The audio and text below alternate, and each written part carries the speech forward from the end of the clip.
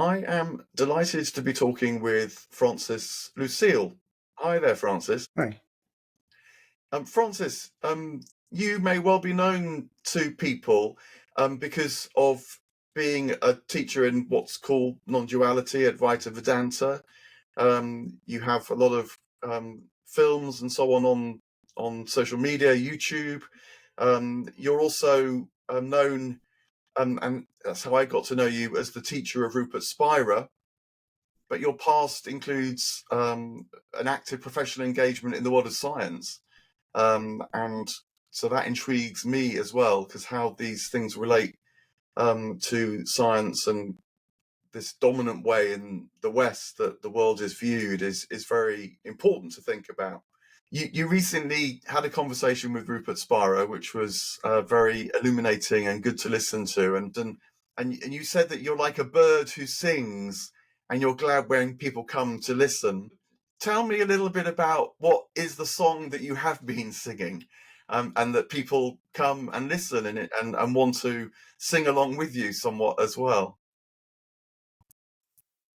Well, unlike the bird who sings, regardless whether he has been asked to do so or not, in this case, my song is the answer to a question.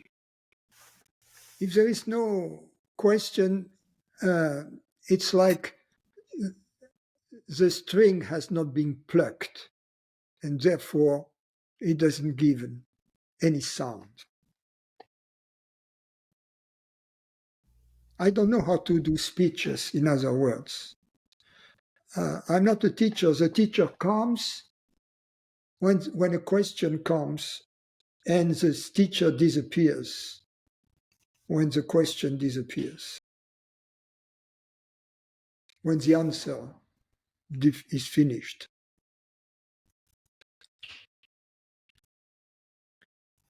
So you found this vocation then at a certain point in your life. You've been a research scientist working in France, I think, particularly on missile technology, as I've understood. But then you began asking questions. Sorry, yeah, please pick that up. It's a very peculiar kind of research, if you will. And I didn't work in this field for too long. I was trained in mathematics and physics and good schools in France. And but then when I was working in this field of aerospace technology in the military sector, I encounter the spirituality of the East through Krishnamurti's writings. And that triggered a complete transformation in me. And from that moment on, all desires for success, for power, for money, for disappeared. My sole interest, my only goal in life was the pursuit of this investigation into the nature of reality. Strangely enough, in my high school years, I was trained the old-fashioned way, meaning both in science, but also in Latin, Greek, classical philosophy. I translated Plato. But then, during my senior high school year, when we had, for the first time, a course in philosophy, I found I was very disappointed. And by the more modern philosophers, starting from with Kant, Hegel, and then the existentialist. At that moment, I had the choice, and that's why I chose to hard science, math, physics, because I felt that philosophy And I was wrong. I felt that philosophy was always moving in a plane which was conceptual and which never landed or intersected with reality. Whereas hard science seemed to me to be really much closer to reality. In fact, and I've seen in college or in my schools, there are two kinds of people who are interested in physics. There are the engineers, and there are the true scientists. And the engineers, they are interested in doing things, creating stuff. And it's a legitimate job, But there are those who are interested in discovering reality.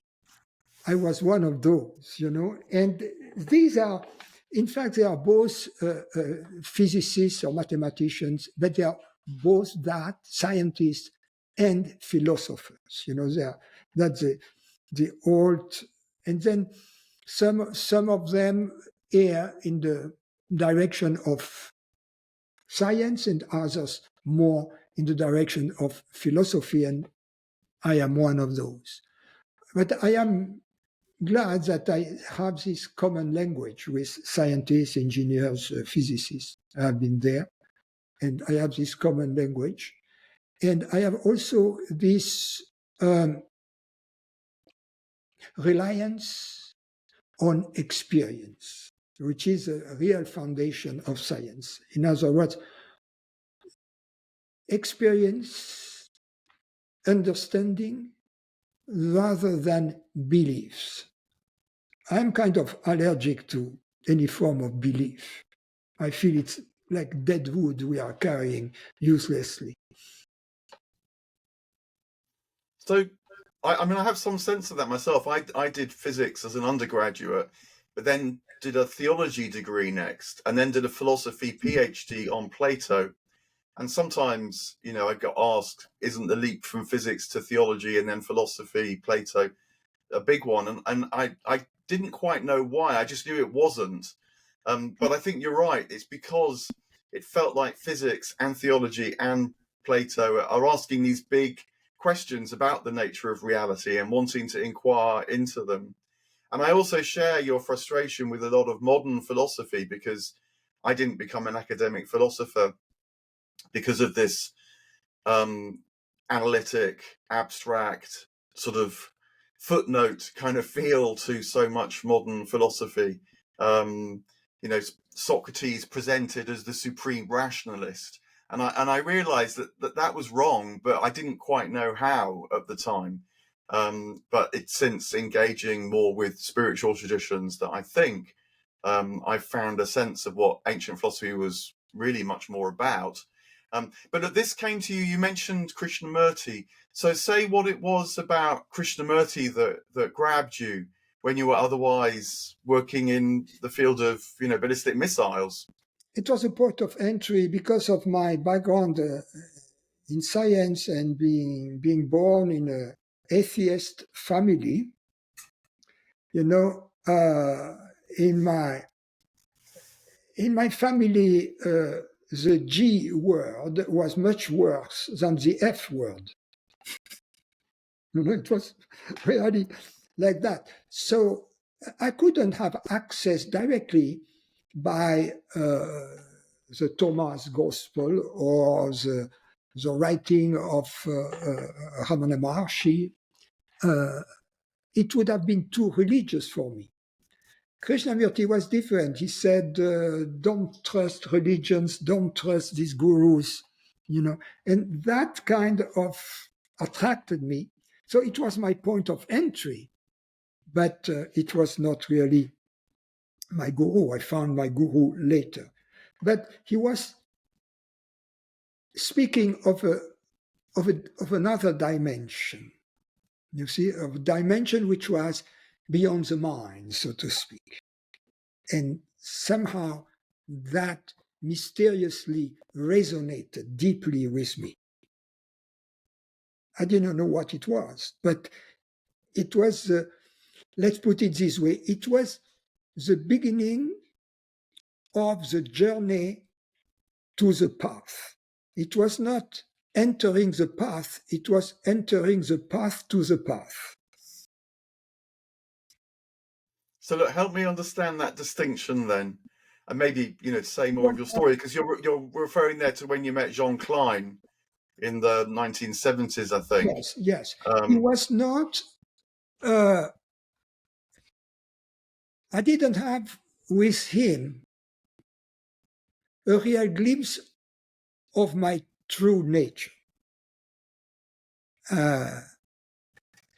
If you will, he converted me into a mystic of sorts.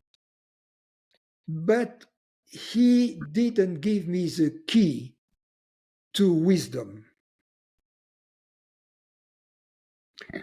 And that's a big difference. A mystic, if you will, is one who knows somehow of God, in other words, of another dimension other than matter and forms.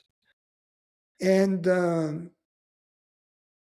wise, or in wisdom, we know the true nature of consciousness. In other words, we know the true nature of what we are. So that's different. There is not absolute freedom in knowing deep in our heart that God exists. There is the beginning of a relief. But there is a lack of clarity regarding the nature of our connection with God. And this clarity comes when we understand that it is God who shines in this body-mind as this consciousness, that this consciousness that perceives through this body-mind is God's presence. So that's the revelation, because this consciousness seems to be ordinary, to be human, to be limited, to be born, etc. And the great discovery is this realization that it is real, and that it is only one reality. By the way, something science led me to this intuition that there is only one reality. In science, we call it nature, one reality, the laws of which we study, right? So all scientists have this deep intuition of a oneness, of an interconnectivity between everything which this world is comprised of. In other words, that the world, the totality, reality is more than the sum of its parts. That there is this quantum physicist, Bernard d'Espagna, he wrote a book which is not for the lay people, called Quantum Theory, but he's trying in this book to find out what implications quantum theory had on philosophy. What was acceptable before and is no longer acceptable now, such as, for instance, before Galileo, before Copernicus, there was a religious dogma, right? The earth was at the center of the universe, and the stars were rotating around the earth, right? And the sun also. So all of that was part of kind of the dogma, and that's why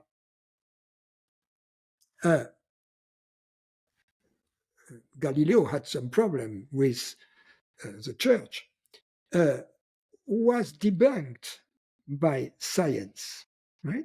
So in the same way, the question that was asked by D'Espagna was similarly, does quantum theory, quantum physics, tell us anything that we believed before to be true, and that was kind of a philosophical dogma, and then, oh no, it's no longer true. And his conclusion was that what he calls atomistic realism has been disproven by quantum mechanics, quantum theory. And by atomistic realism, that's this view that reality, realism, is comprised of the coexistence of particles, of elementary parts. In other words, that it is limited to the sum of its parts, and that it is not more than the sum of its parts. So that by quantum mechanics already, by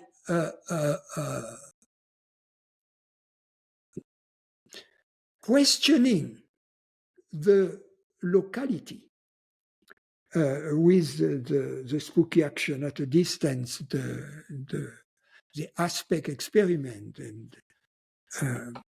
the Bell inequality used to achieve this result, and other results of modern physics shows that there is a deep connection in the universe that transcends distance, that everything is mysteriously entangled, interconnected. So that is an important philosophical part, in fact. Just as also Einstein, already the special theory of relativity, has questioned the mutual independence of time and space. So that's also this notion of space-time, and as being not independent, the time is not absolute.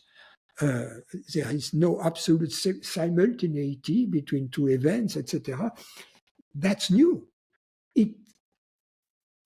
It kind of forces us, as philosophers, if you will, to review our concept of space and time. A lot of what Kant has described as a priori knowledge is debunked, you see. Even causality, as formerly understood. Yeah, and I think the corollary of that, which you're suggesting as well, is that it's one thing for the science to objectively debunk a worldview. So Galileo challenges what I think actually wasn't just some sort of dogma. It was the common sense view that the Earth is stationary and everything turns around it. It would take a lot to dislodge that perspective, and Galileo, and then what happened afterwards, built that. But then what that forces is a kind of conversion challenge. Can we know our reality to be different as well, and then commensurate with what the new science is suggesting? And I guess that is that a way of understanding, say, the challenge of quantum theory now, if an atomistic take on reality, which of course doesn't, I think, just apply to the existence of these subatomic particles, which are called atoms, as if they're discrete units, but also refers to a kind of sense we have of ourselves as atoms, as discrete, isolated units as well. There's a whole worldview that can be called atomistic. And yet what the science of the last 100+ years is kind of challenging us is for conversion of perspective, not just a shift of, doctrinal worldviews. And I suppose that's partly why figures like well, you mentioned Dirac, but figures like Heisenberg, figures like Schrödinger and so on, even Einstein in his own way, they did reach for what would be called spiritual or mystical traditions to try and Definitely. understand what the science was asking of them. Definitely, Schrödinger, for instance, had access to the Indian text, to the Advaita text, and was very interested in these. And Oppenheimer and many others were at least mystics of sorts, or Platonists like Dirac. Einstein's God is Spinoza's God, and Spinoza's God is the God of the totality, really, what he calls the substance, right? So Spinoza's God is very close to the God of non-duality, if you will, the reality, the ultimate reality.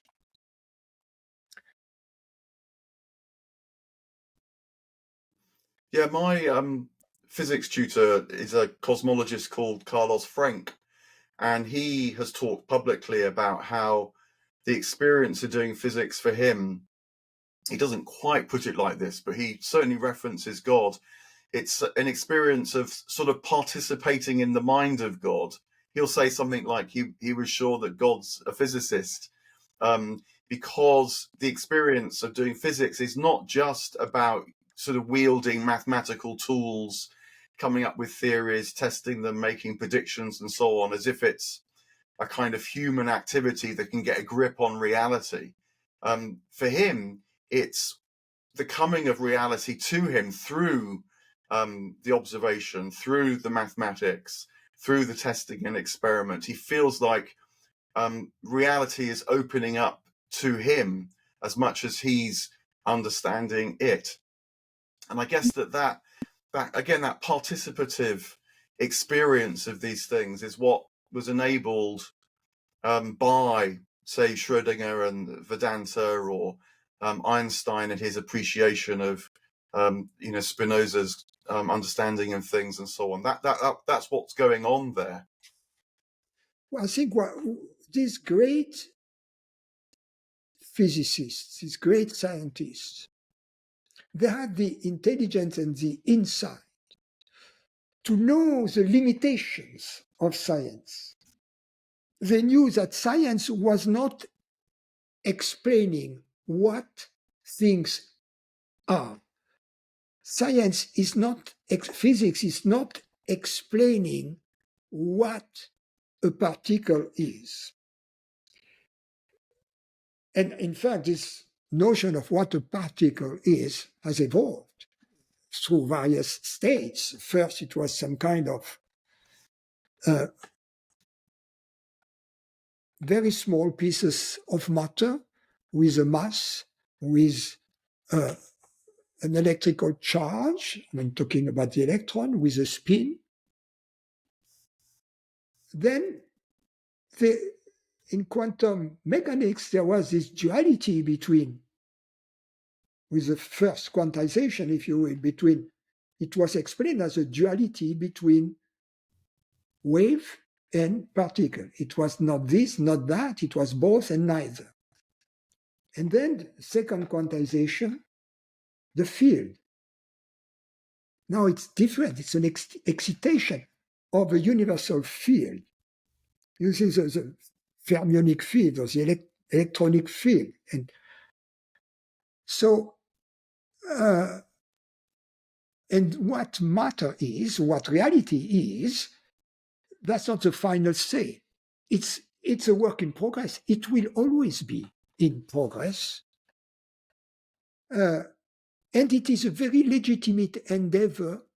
And I don't think that science has much to teach us regarding philosophy, other than to eliminate belief systems that are not really supported by experiential evidence.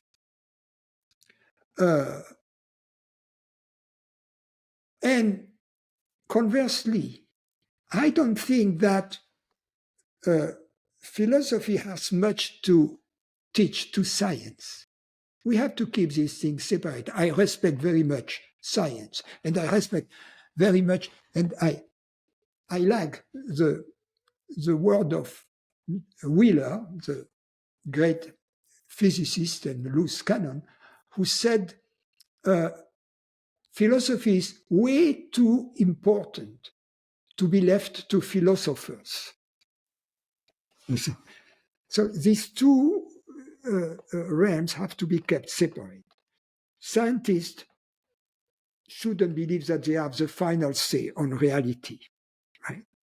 And philosophers shouldn't dictate their ways or to science. Science is separate. Science has is a method, is a process with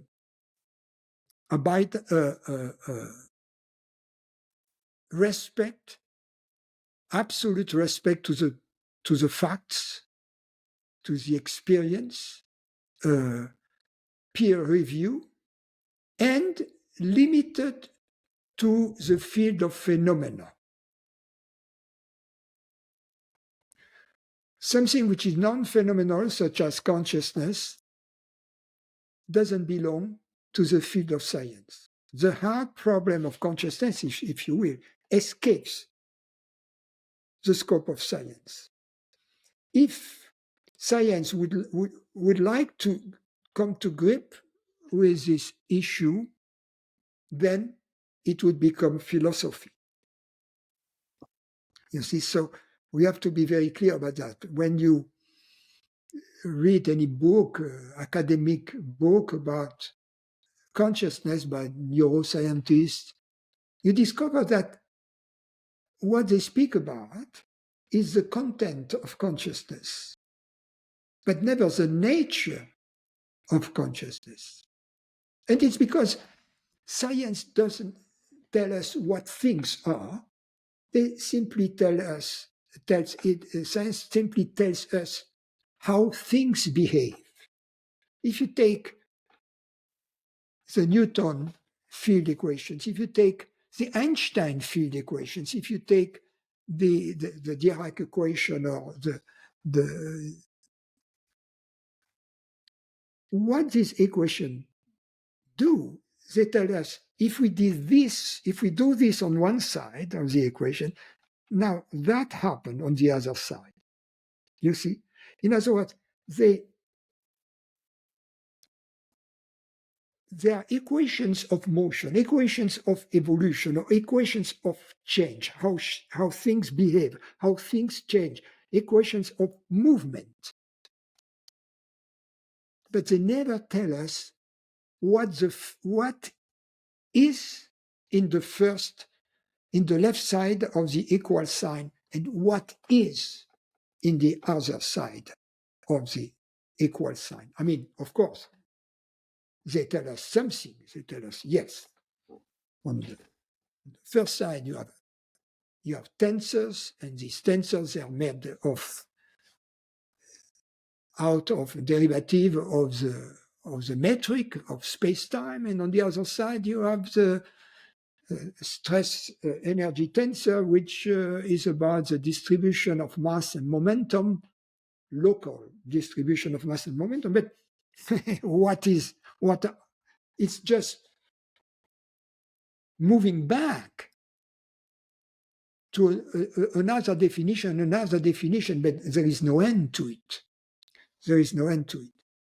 So science can never tell us what things are. Science never answers the question, what is it? Only how. How does it behave? Or how is it? How does it behave?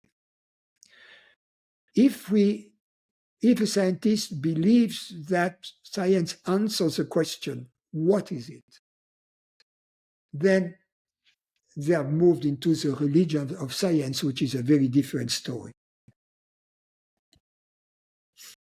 Yes, my favourite little short book on physics and philosophy is called Physics and Philosophy by Werner Heisenberg. So one of the great founding figures. I didn't know this book. Yeah, it's really tremendous. And towards the end of that, he makes this point, which I think is the same that you're saying in another way. And he says the thing you must always remember about science is that it has to abstract from reality in order that reality becomes commensurate with the mathematics and other tools that it uses. And that has a great benefit because within certain constraints, predictions can be made. And then that can be turned into technology and so on, which is also about constraining reality to do certain things. But you always pay the price of becoming removed from reality in the process. And so he is very keen on natural language, as he calls it. So the language of consciousness or mind or God. And he says that these words, soul, they live on because although there's no room for them in the science, they are what keep us as human beings in reality, close to reality. And so we keep finding ourselves using them. But to investigate those things, mind, soul, God, and so on, consciousness, that is a completely different endeavor, he argues. And it is the endeavor of, say, the mystical traditions. Yes, absolutely. Absolutely. I didn't know about this book. Another book which I found interesting in the same vein is this book by Erwin Schrödinger, My View of the World. I don't know whether you have read it. It's very similar. Of course, closer to non-duality, closer to... Yeah, I mean, I've read Schrödinger's What is Life? And he even talks about dreams and the dream eye and so on in that. So he very much draws on Vedanta. But let me put this to you, just to sort of tease out a little bit this sort of thesis, which I'm broadly agreeing with. But say take something like consciousness and the hard problem. Now, there is, of course, a huge endeavor to try to understand what consciousness is, not just describe it, through the application of science. And I don't really understand the theories, but I understand enough, I think, and they're written about in popular ways by figures like Carlo Rovelli, to suggest that, say, information integration theory is an attempt to quantify consciousness and make predictions about assemblies of matter and so on, and the degree of consciousness that might be present. So these are serious proposals taken by, major physicists. What do you make of those attempts? Do you think they're just fundamentally mistaken, or are they onto something, or will they lead to, say, a realization that consciousness is a fundamental feature of reality in some way? You know, there is a Max Planck. He wrote somewhere, I am paraphrasing, not quite, I'm very close to what he said. He said, we must consider consciousness to be fundamental and matter to be derivative. That comes, of course, he's another of those, another one. Now, consciousness is that through which we know everything we know. I remember I was seated for dinner, a Christmas dinner in Berkeley, with next to the dean of physical science at the time. And there was another guy participating in the conversation. And we were talking about it, and he knew my background in physics. And at some point, I told him, look, in science, we know a phenomena only to the extent that we know the measuring apparatus. In other words, the precision, the reliability, etc., of the measuring apparatus is a precondition for the quality of the measurement. Now, since everything we know it through consciousness, which is our measuring apparatus, if you will, and since we know nothing about consciousness, how can we be certain of anything we perceive through consciousness? You know, so he was a very serious man, very, very nice man. His name is Geoffrey Chu. He was the father of the bootstrap theory in quantum and the S matrix theory. And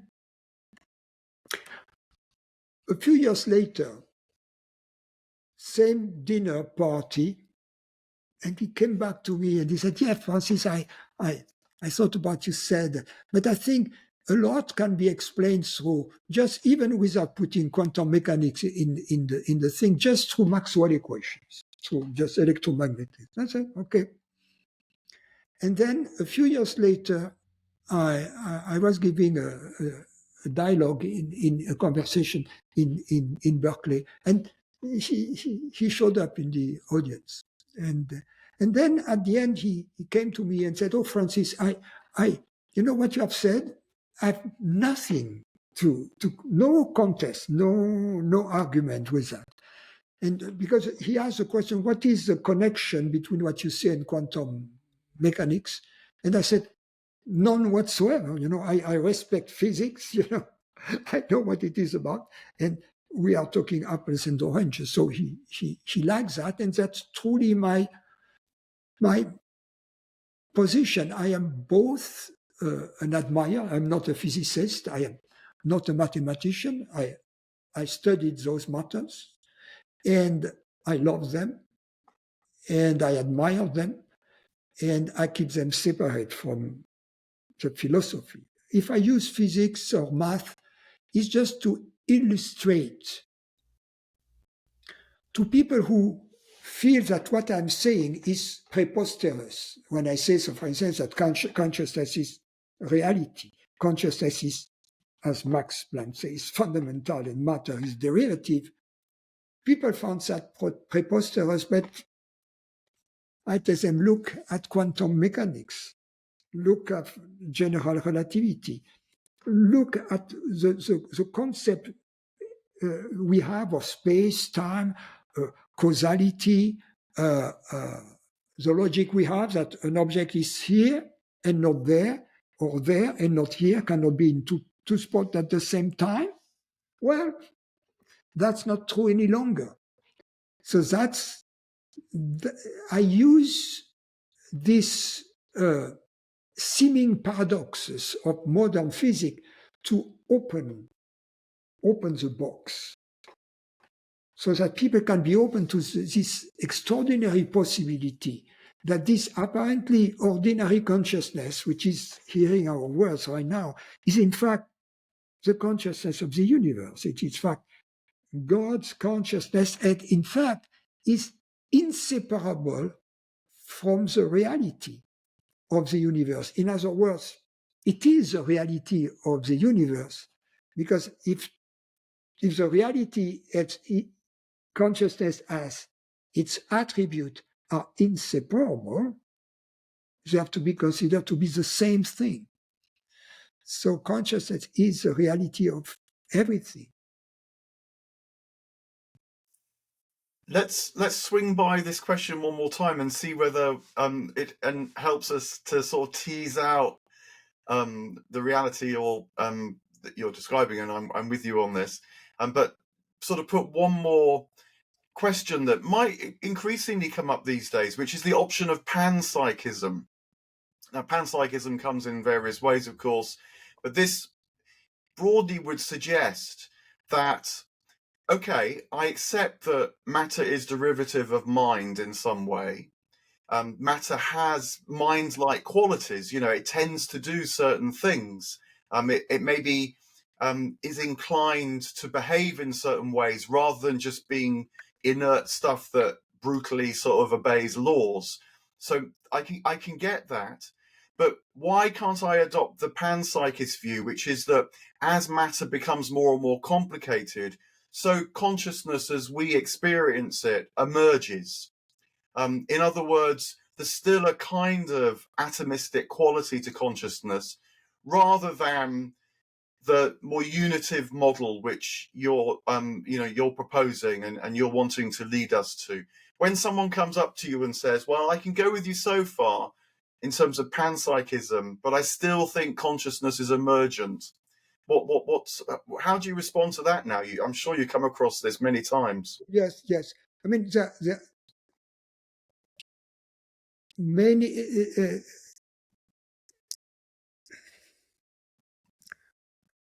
one thing, for instance, is that it assumes locality to a certain extent. In other words, it attributes consciousness to objects. It attributes consciousness to these human beings. It attributes consciousness to an electron, right? It attributes, but what are these objects? It has a atomistic realist view of the world, right? Because it fragments consciousness, attributes fragments of consciousness to fragments, objective fragments, physical fragments existing, and it construes consciousness as being the sum. It construes reality as being the sum of these fragments, and it construes consciousness as being the sum of these elementary consciousnesses, right? So that can be a model, an interesting model, right? But we have to keep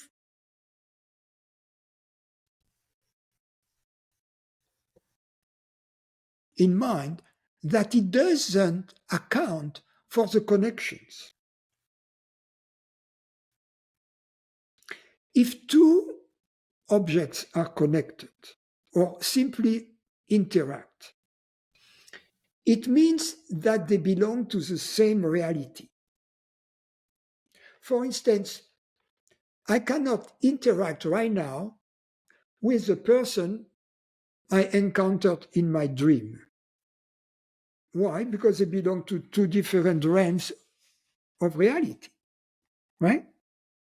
So in order for two things, whatever we call them, to interact, they have to belong to the same reality. And this reality to which they belong is the common reality of both. It supersedes both of these elementary reality, right? So in order to have a model for the interaction between elements of reality, we need to have this non-global reality, ultimate reality of everything. You see? Not non-local. Do you mean non-local? It's global, therefore it's non-local. Yeah. You see, it's this extraordinary mutual interaction of all parts of the universe that is puzzling, and we have to be careful because then if we say, okay, this panpsychism is a way to have different models of science, I say, yes, okay, why not? Yes, that's interesting. But we have to remember that ultimately it's not true. Ultimately, there is only one reality because of the interaction, right? If two elements of reality interact, they are not, each of them is not a reality unto itself. Each of them is dependent on the ultimate reality that organizes this connection somehow. There is something else. Yes. The other thing that I want to say is that we have, and perhaps more importantly regarding panpsychism, is that we are making a confusion between what I would call between two versions of consciousness. One is the first person experience of consciousness. My dream, my thoughts, etc. It's a direct experience. And I know for certain, it comes with an absolute certainty. I know for certain that I am conscious. The other form of consciousness is a property, a feature we attribute to an object. For instance, we say, okay, this patient came to the emergency room. The physician asks him, what's your name? No answer. What's today's date? No answer. Follow my finger. No movement of the eyes. No consciousness there. This guy is unconscious. He is in a coma. 2 hours later, comes out of the coma and tells the story. Well, I dreamed, I died, there was a tunnel, he has this wonderful experience. He was conscious all the way. So which one is true? Which one is the true consciousness? The third person consciousness, which is a feature which is attributed to an object, a human body, or an animal, a spider, or a plant, or a mineral or an atom, an elementary particle going to panpsychism. It is this kind of third person attributed consciousness, right? Which is very different from the first person experience, as evidenced by the example I show you. So we cannot have a universal, since they don't coincide, these two definitions. Obviously, experientially, they don't coincide in the case I made, right? But one is absolute. The first person consciousness is absolute. The third person is relative. Why?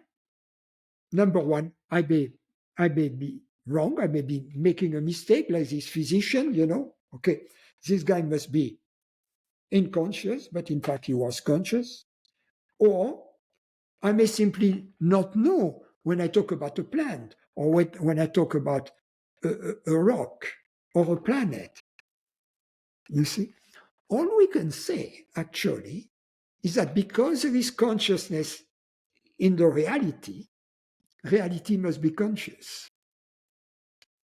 In other words, I don't see how consciousness could emerge out of unconsciousness. And you were mentioning the word information. And you see this inconsistency there is between consciousness number one and consciousness number three, right? And the confusion that can create when we speak about it.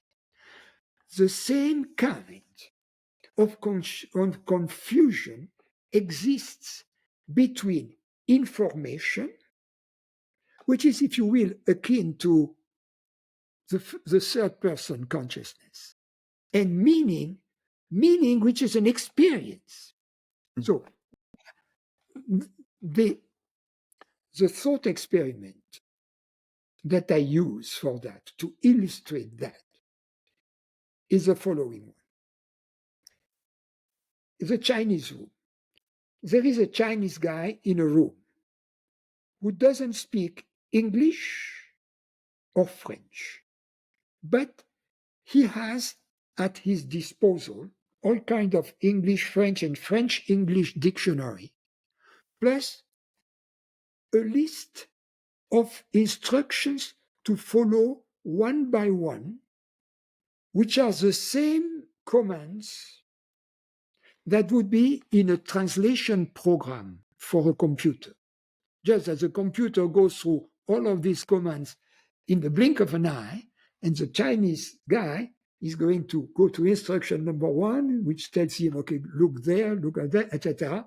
But he's going to process exactly like the computer. Now, the French guy on one hand writes a very simple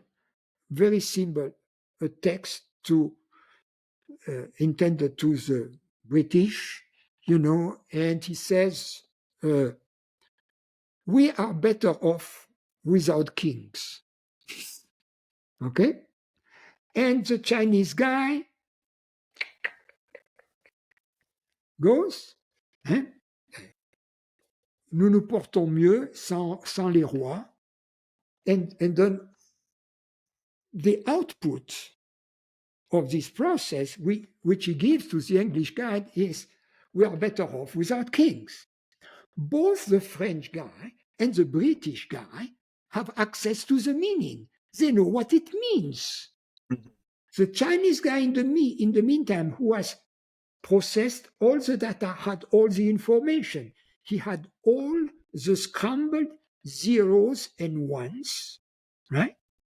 He re-scrambled them from the French way into the English ways, but there was not a single moment when he had access to the meaning, right? So that's so important, because with artificial intelligence, all of that stuff, people would like us to believe that computers have access to meaning, that they are intelligent, just as they would like us to believe that human bodies are intelligent. Because in fact, human bodies to a certain extent are computers. They are mechanical systems. The brain, etc. We have a sensor, we process information. But the question is, information is not meaning. A mechanical system processes information, but doesn't have access to meaning, as evidenced by the Chinese guy who works like a computer. If the Chinese guy doesn't have access to meaning, it shows that the computer doesn't have access to meaning, no matter how complicated the program is, and no matter how fast it processes it, no matter how big its memories, its storage, information storage capacity is, and no matter how fast it can access it, that has nothing to do with meaning. Meaning is not a question of quantity or of speed or of performance. It's a change of paradigm. It's a different realm. You see, meaning belongs to the realm of consciousness. Information belongs to the realm of thoughts, right? And physicality belongs to the realm of matter, right? So I'm sorry, I've been speaking. It's very helpful. I'm wondering whether what you've been saying there relates to another sort of challenge that I hear from a couple of medical friends of mine who are neurologists. So they work on the brain. And for them, I think the great sort of stumbling block for the idea of a universal consciousness being fundamental, and that our consciousness is a participation in that universal consciousness, is that the work that they do, looking particularly at the way that the brain works, is so complex. I mean, they can begin to get a grasp on the complexity only because it's way more complex than what they can grasp. And I think that there's something in that about the leap between, the immense complexity of what's going on in the brain, which has something to do with consciousness. It's correlated in some manner or other with the simplicity of the non-dual proposal that consciousness is one and universal, and that everything is some kind of expression of that one universal consciousness. I don't know whether I've asked the question very clearly, but that leap between all the intricacy of the systems, and if machine is the right metaphor for the way that the brain does imitate, it seems, machine or computer-like processes, which are fragmented and diverse and separate and connected and all that, with this unified. And if I say simple, I don't mean necessarily simple and not simplistic, but simple in the sense of universal and omnipresent and so on. How? I mean, another way of putting it is, how can the non-dual perspective account for the many things which we also seem to see and participate in? Well,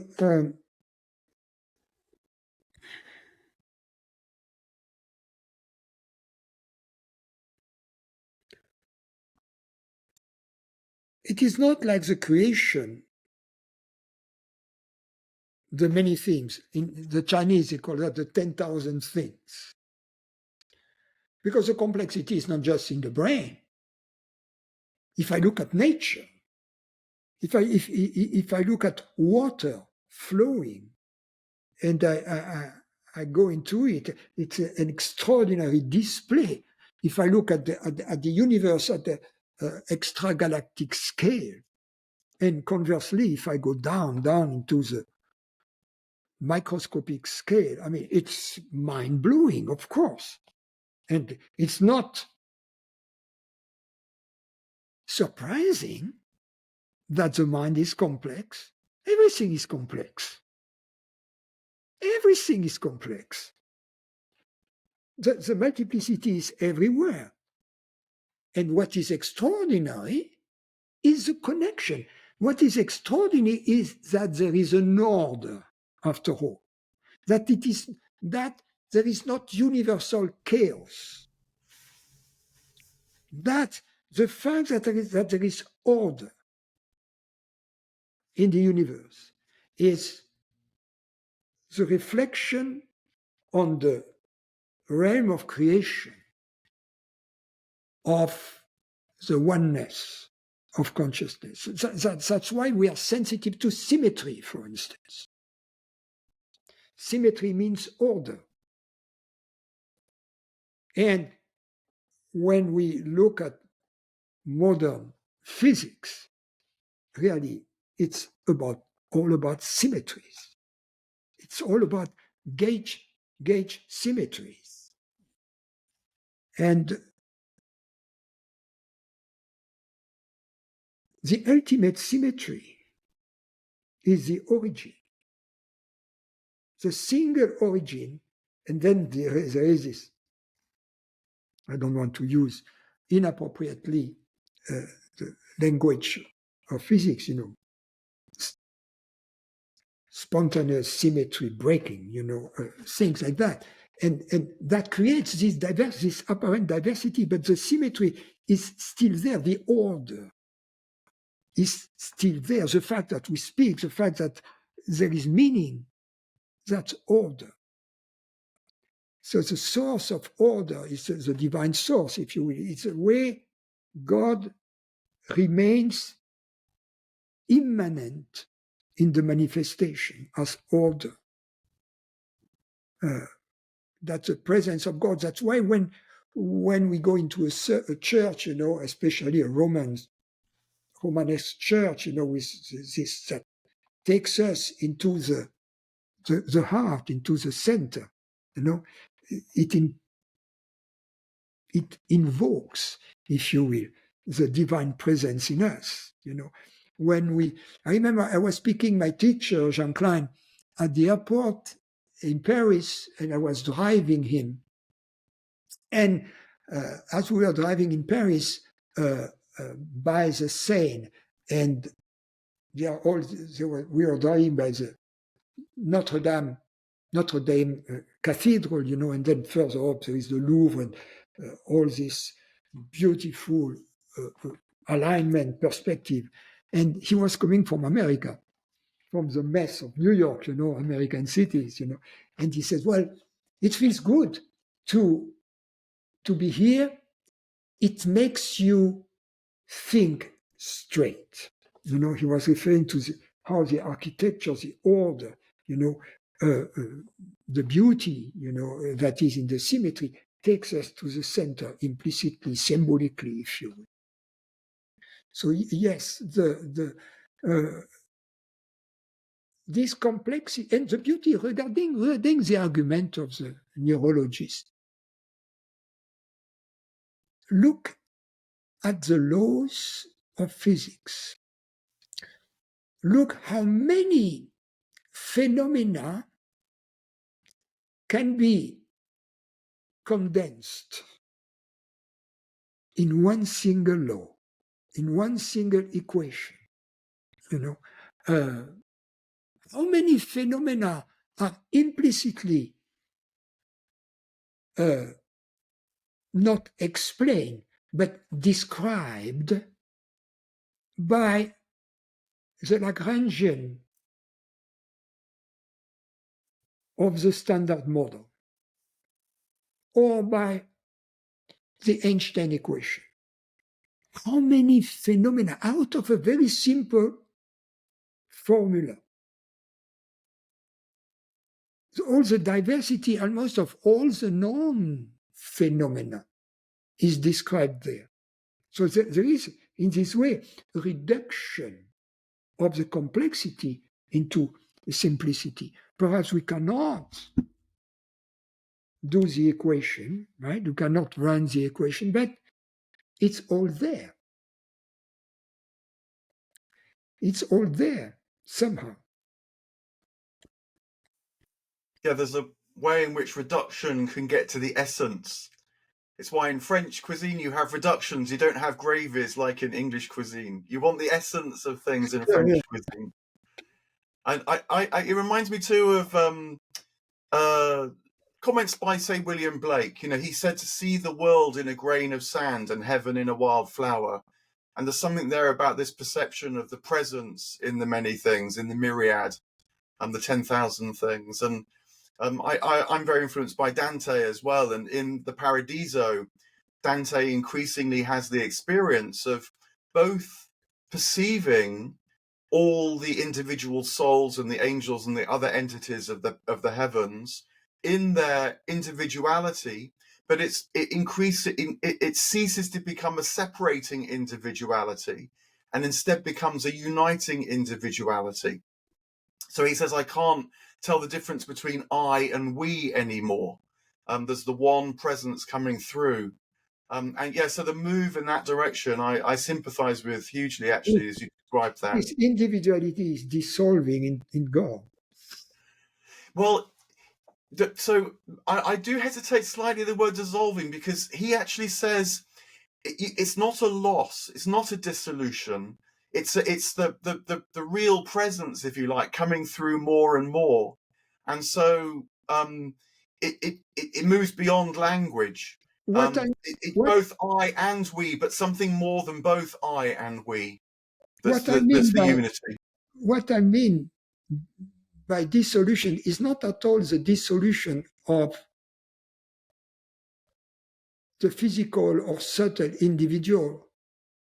It's a dissolution of the belief to be separate, or the feeling to be separate. So then it's like a musician in the orchestra that was playing his own tune without listening or looking at the conductor and without listening to the other instruments. And all of a sudden he realizes, I have to do that, and immediately harmony is restored. There is a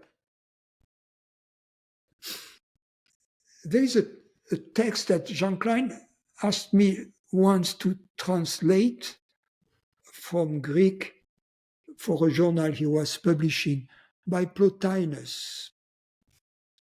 And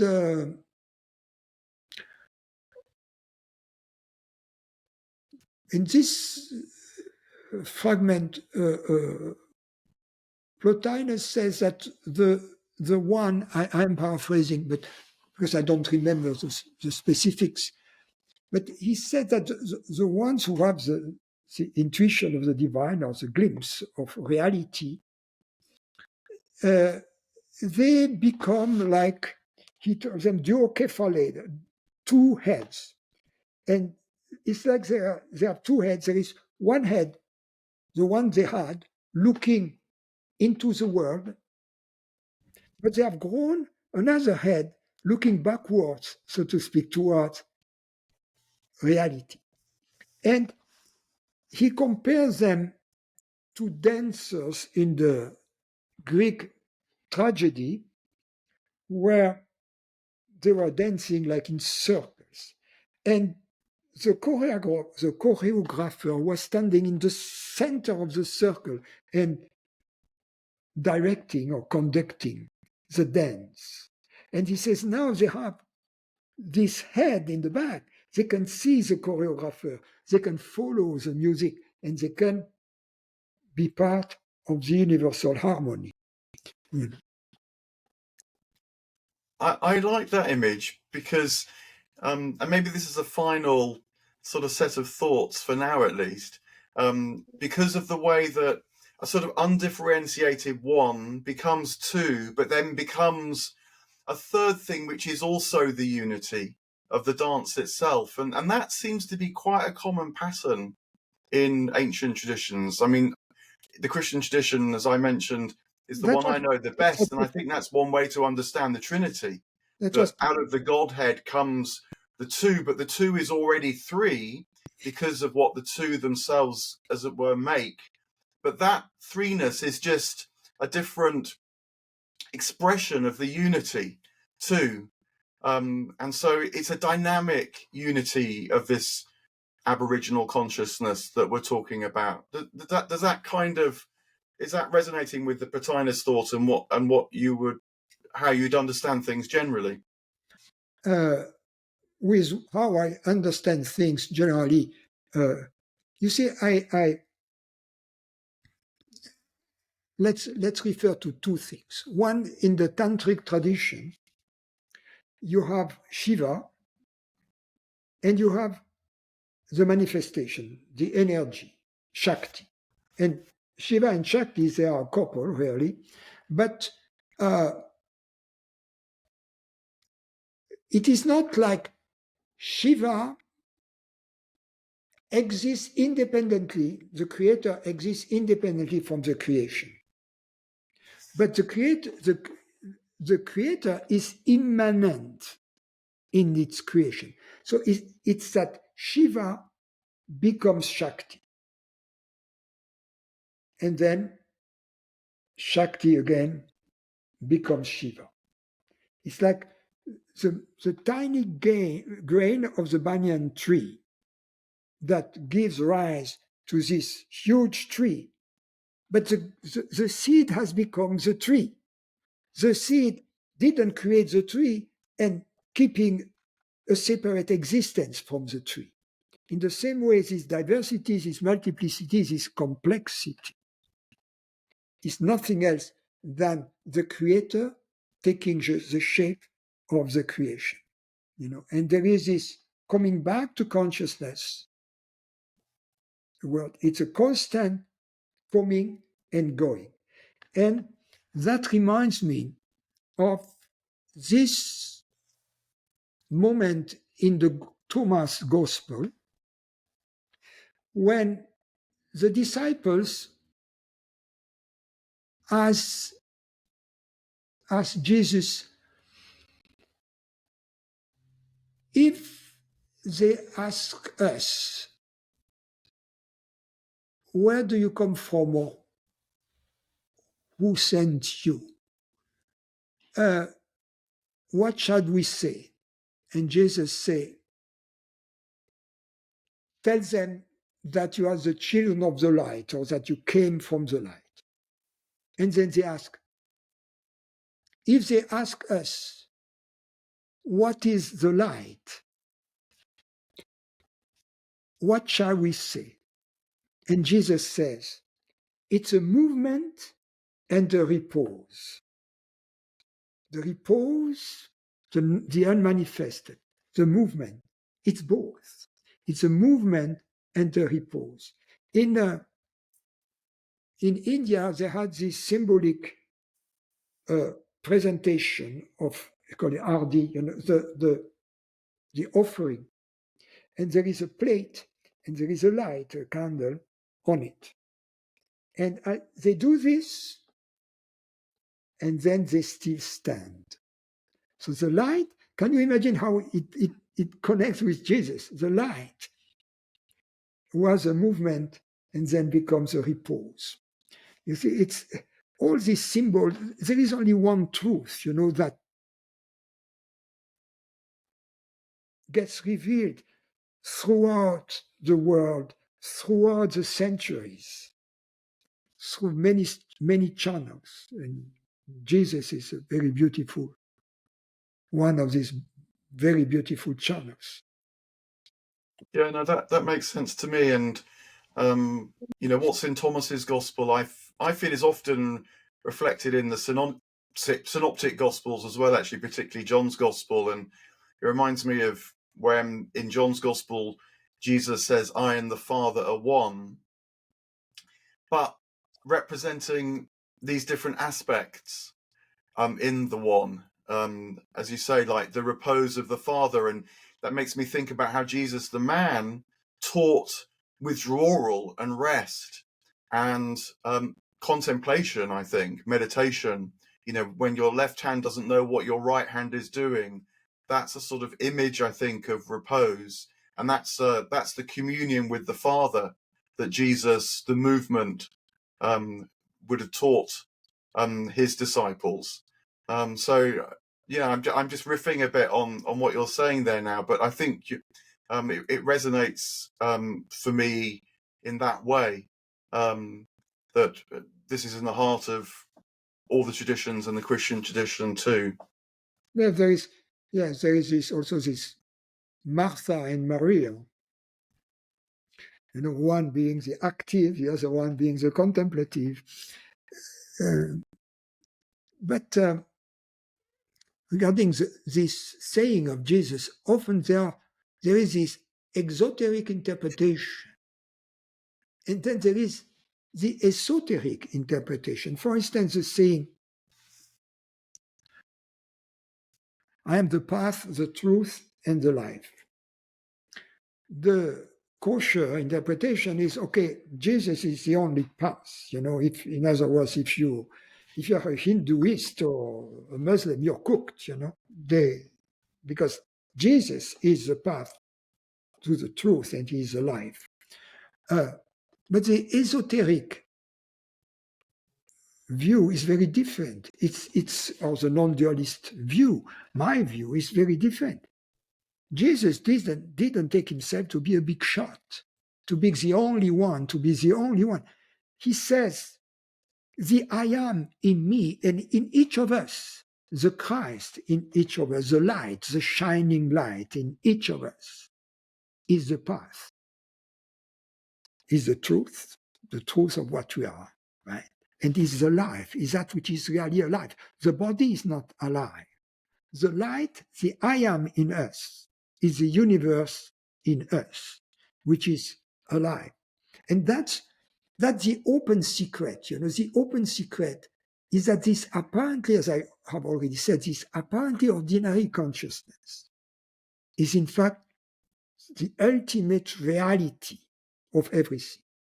And going back to the Thomas Gospel, there is a moment, I think it's in the Thomas Gospel, when Jesus says, if you want to hide something, put it on the roof for all to see. Why? Because in the streets, people are interested, in the shops, in shoes or cars or whatever, goods, food. They never look up. They are obsessed by the senses, by the objects, by the phenomenon. And the truth of consciousness is always present, is for all to see, because we all have it, right? It's it seems so ordinary that we don't look at it. But like a lamp or bright light which is put on top of the roof, everybody in the street could see it if they only had the sense to look up and not to be obsessed by the usual objects of fear and desire. So that's also a beautiful problem. Yeah, I think in the Gospels of Mark, Matthew, and Luke, the synoptics, the most common set of sayings attributed to Jesus there are to do with seeing but not seeing, and hearing but not hearing, and the parables, and it's all precisely to lead you to this moment of seeing everything completely differently. Let the one who have ears to hear and eyes to see hear and see.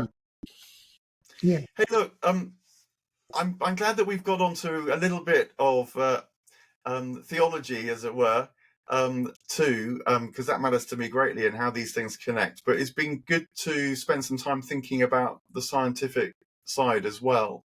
But perhaps we could come back for another conversation and to pick up, from where we've got to now.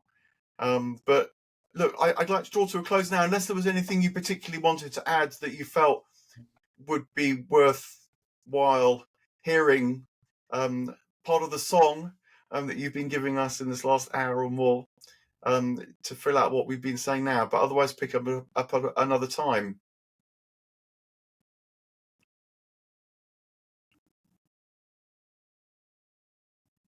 You feel now would be a good moment to pause? No question, no song. The song keeps going in the silence. My teacher used to say, the music is at the end of the piece. Okay, Mark, thank you. Thank you for sharing that with us.